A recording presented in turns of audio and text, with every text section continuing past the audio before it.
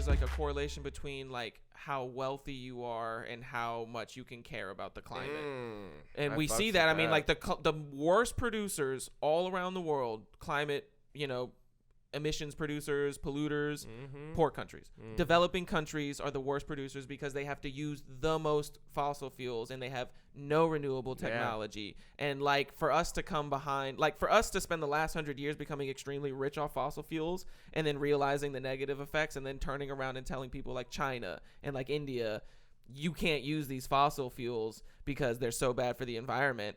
And I feel like rightly China and India is like, whoa, bro, like we don't really feel like you can tell us anything like that. Like how is you and Europe are over there just pumping it out for the last 100 years, get hella rich, and then turn around and be like, wait a second, China, wag our finger. Well, like, we wag often do that dad shit where it was like, we know best now. Yeah, well, we fucked it up, so we're trying to save you. Which from is yourself, cool to make the advice, but like you said, I don't like the idea of you like trying to push other people away. Also, at what point did we decide like, oh, that's too much, China? Exactly. Oh, India, you're getting a little too polluted. Yeah, you know, like too much pollution. It took years and decades for them to build up these systems and these factories and this coal industry and build all these plants and things like that. And then when they start churning up all this pollution and we start seeing China with a haze over it, then we're like, oh shit, like, hey China, well, tone it down a notch. Yeah, you guys maybe are getting kind of wild over there. Maybe move into these renewable energies. But I mean, geez, like it's like everybody else. Like it's like you looking at your friend, like, man, you're really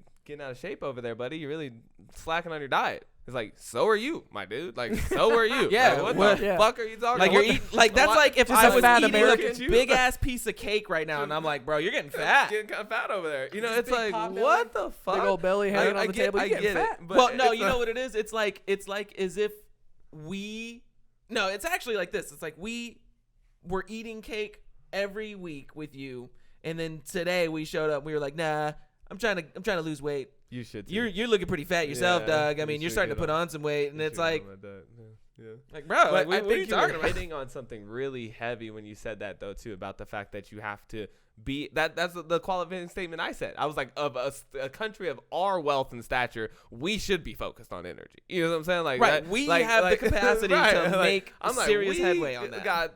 We're the ones that you said led everybody this way. You know, so if it's like we're the ones that really kind of pioneered the idea of just running it up on the fossil fuel game, I definitely think with that wealth that we accumulated from that, we could pioneer the way forward in the sense of not just, hey, you need to, but show people how. Developing, and I would like to remind people, developing new technology. I would that's like huge. to remind we people. need to talk about that. Oh Technology yeah, there's a very severe lack of research and development in new technologies. That's what's gonna save us.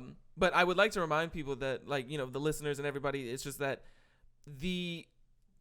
like fossil fuels, like gas and like natural gas is like the new one, and then you have oil and then coal before that. But like, don't forget, like we were burning oil before natural gas, and we were burning lots of coal before that, and before that we were literally almost hunted whales to extinction because their whale oil was better burning than whatever oil we were using before that to light our houses. So like we're just looking for the most efficient way to get the things that we want done.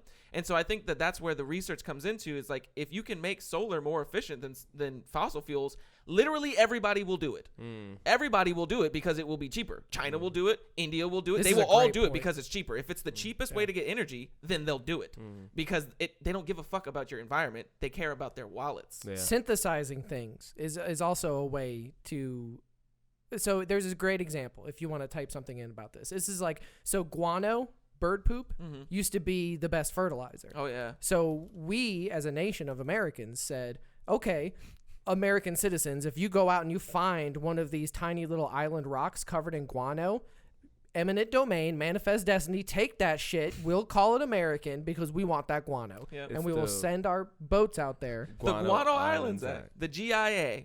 It's a United States federal law in passed 1856 of the United States to take possession in the name of the United States of unclaimed islands containing guano deposits. Now, until we could synthesize fertilizer, guano was the way that we were like really turbo boosting agriculture and trying to keep up with population growth and things like that. Like guano was the best fertilizer.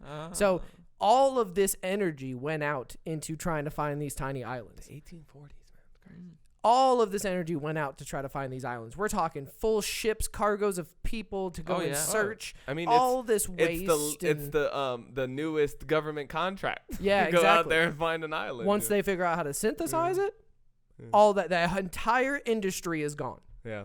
No, but I think what you're failing to realize though is that the only reason that they must have done this for so long until the newest form of fertilizer was because it was the best fertilizer, and that the gains they were getting from how good the fertilizer was counteracted even the immense amount of energy they had to put into putting it. That's what he's saying. Synthesize fertilizer, and you wipe out all that effort. It's like the new technology comes through, and then it's like, well, that doesn't mean anything anymore. So let's just do all of this. It's an alternative source. Exactly. So if you have guano, aka oil, and you're going all the way over to the Middle East to get it, and making millions of barges, and all these things are happening in war and terror because of this, and then you say, wait a second, we found a way to synthesize this, or we found this other renewable energy source that's better that we can use in our vehicles and adapt. Not just only like guano better, and fertilizer. Cheaper. Yeah. Then you eradicate an entire industry. Do you not feel like that's already happened though?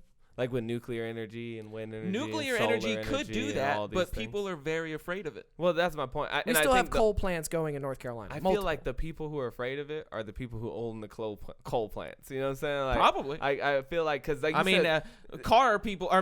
people were very, like, people that own stables.